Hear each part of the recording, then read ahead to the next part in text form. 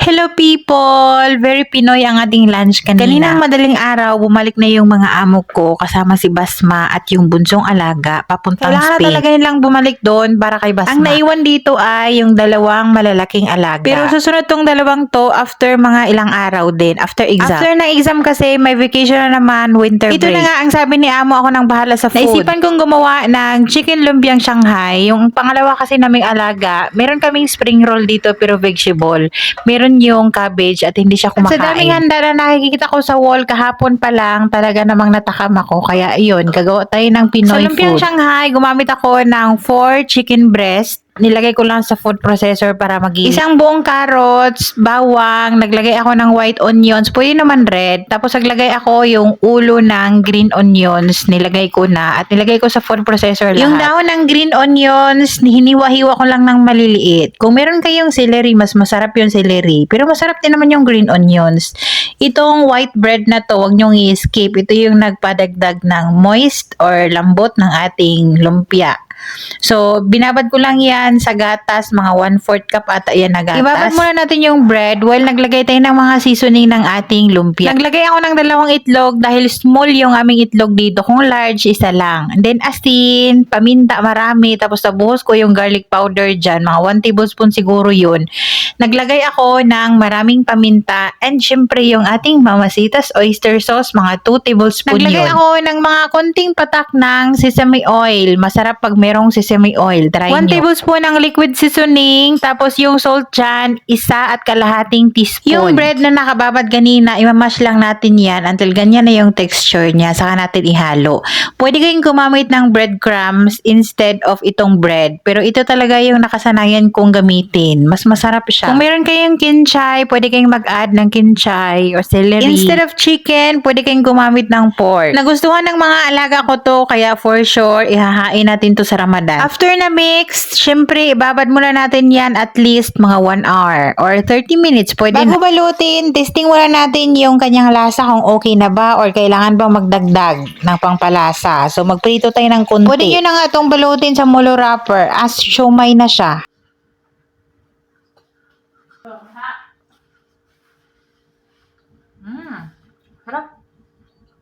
So, okay na yung lasa. Pwede na natin balutin para madali at hindi tayo mahirapan at hindi makalat sa kamay.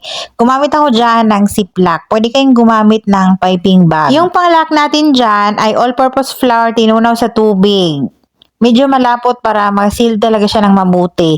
Tapos, pag gusto kayo kung anong brand or anong wrapper ang gagamitin nyo, kung ano lang yung available dito, yun lang yung ginamit ko. Kung anong makita sa supermarket, yun lang yun. Itong technique na to, iwas na to misi sa kamay, tapos madali na siya. Dito talaga, meron kaming spring roll na nakastack sa freezer or lagi akong gumagawa ng spring roll dito, pero vegetable spring roll. It's cabbage lang, tapos carrots, merong konting-konting chicken. Pero vegetable spring roll kasi marami talaga siyang cabbage and carrots. So yung pangalawa naming alaga, para siyang parang lungkot na lungkot siya pagka yung food merong cabbage. Kahit sa sambusa, pag sambusa talagang sinisingit ko na meron tayong chicken sambusa para yun sa kanya. Paghahanap yun, gustong-gusto niya talaga yung sambusa na chicken.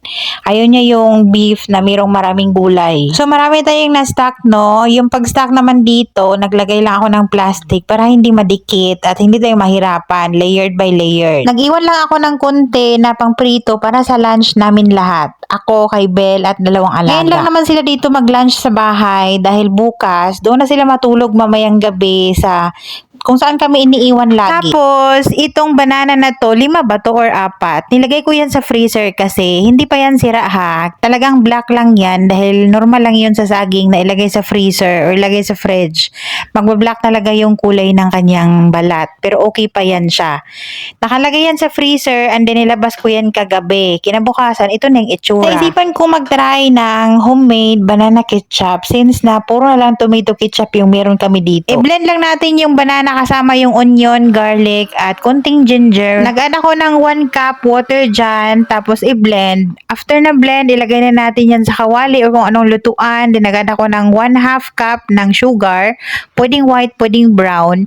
Liquid seasoning 1 tablespoon at 1 teaspoon din ng chili powder kung gusto nyong manghang-anghang. 2 tablespoon ng vinegar at konting patak ng red color or tamang kutob-kutob ng red color. Naglagay pala ako dyan ng paminta at salt. Kung ayaw nyo naman ng salt, pwede kayong mag-add instead of salt, soy sauce yung ilagay nyo. Pero naglagay na ako kasi ng liquid seasoning. Pwede na yun. Kung gusto nyo na mas matamis pa dito, mag-add pa kayo ng sugar. Depende sa gusto nyong lasa. Niluto ko lang yan ng 10 to 15 minutes, halo-halo habang niluluto. Medium low heat lang yung apoy.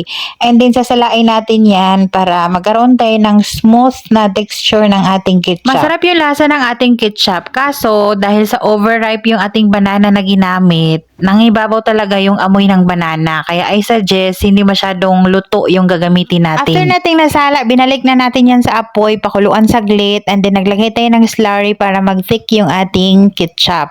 1 tablespoon lang yan ng cornstarch at 2 tablespoon ng water. Unti-unti lang nating ilagay, depende sa thickness na gusto nyo. Habang lumalamig pa kasi yan, ay ano pa yan, mag-thick pa yan lalo.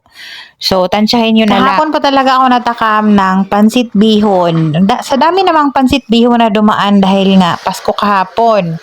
So, ayun, makagawa tayo ng pansit. Masarap yan pag merong atay. Yung mga alaga namin dito, kumakain ng pansit. Bansit yung tawag nila dito. Kaso, hindi sila kumakain hindi ako nagluluto ng nilalagyan ng atay. Kaya sabi ko naman sa kanila kanina, kung ayaw yung kainin yung atay, set aside nyo na lang sa plato, okay lang yun. Pero pag nandito lahat yung mga amo, kumpleto sila, hindi ko pwedeng gawin to. Magre-request yan sila minsan ng pansit, pero hindi ko ilalagyan yan ng atay ng manok dahil hindi sila kumakain yan. Pinirito ko muna saglit yung atay, saka ko sinit aside at ginupit-gupit. Then nagisa na tayo dyan ng kunting manok, sibuyas, at bawang. And then yung soy sauce ko dyan, Diyos ko po. Nag-add ako kasi ng dark soy sauce. Sobrang dark naman. Uy, malapit nang nag-black bihon yung ginawa ko dyan.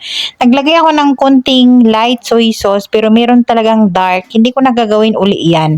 Sobrang dark pero hindi naman siya maalat. Tama lang talaga yung timpla niya. Masarap naman pero nasobrahan sa dark. Yung gulay na in-add ko dyan, carrots at bell pepper, hindi pa yan kumulo. Kaya hindi ba yan lalamog. Meron na namang mag-comment dyan na lamog na dahil hindi hinango yung gulay. This is my way and that is your way. Okay? Yung pagkakamali ko lang talaga dyan is yung dark soy sauce. Na-curious kasi ako doon sa malaking bote na binili ni Amo ba. Gusto kong itry. Kaya ayun, pinaghalo ko yung liquid na light soy sauce at yung dark soy sauce. Ayun pala, masyado pala talaga siyang dark. Hindi na ako nag-asin dyan. Hindi naman siya maalat. Pero ganyan talaga yung kulay niya. Pero ayoko din naman yung maputla na bihon. Pero ito, nasobrahan talaga siya ka-dark. Patawad pero nag-enjoy naman kami dyan. Para kaming kumakain sa handaan. Sa mga oras na yan, hinintay ko na lang talaga yung pangalawa naming alaga na dumating galing school. Tapos, ito naman yung para sa driver. Siyempre, bibigyan natin. Dahil sa Filipino food to, nung naluto na yung bihon, abay natakam na ako at nagutom na kami ni Belle. Ayun tuloy, nauna na kaming kumain. Nagbigay din tayo ng lumpiang Shanghai na chicken at siyempre yung ating homemade ketchup.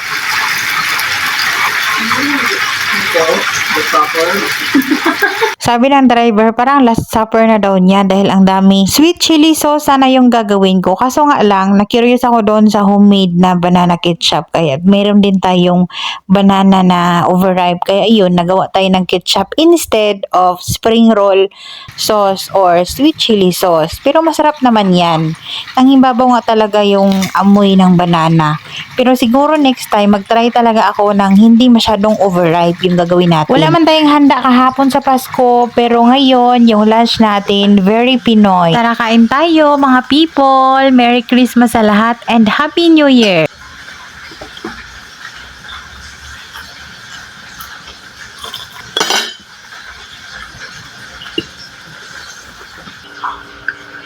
Thank you mga kaos!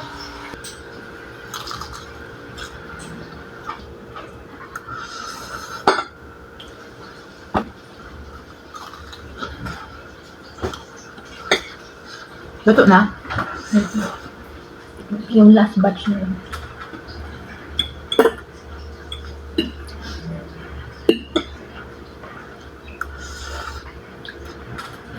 Sarap ito pa, may chicken ba?